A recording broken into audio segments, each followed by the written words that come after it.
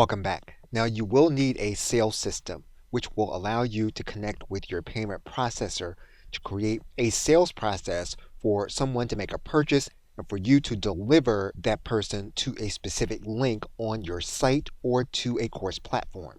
You're now looking at the inside of online shopping cart system ThriveCart, and in a shopping cart system, what you're going to be able to do is to create specific elements, and typically in an online shopping cart, this is going to be called a product. It is within that product that you are going to be able to send individuals to a specific link in the fulfillment process. So as you can see here inside of ThriveCart, you are going to create a purchase process or a product. That purchase product will send people to a specific link.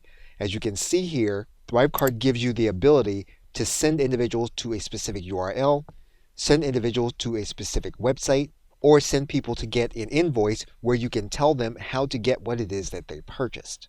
There's an integration process so that you can add a membership platform to connect with ThriveCart so that the individual, when they make a payment, they're going to automatically be given a login and password.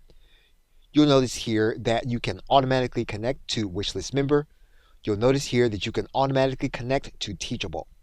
And you can connect to a third-party cloud-based connector like Zapier, which will allow you to integrate with platforms that don't integrate directly to any of the systems that you are using.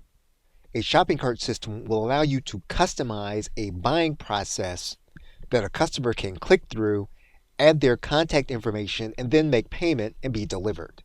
Now, it's possible that you may have a buying process inside of one of your existing tools.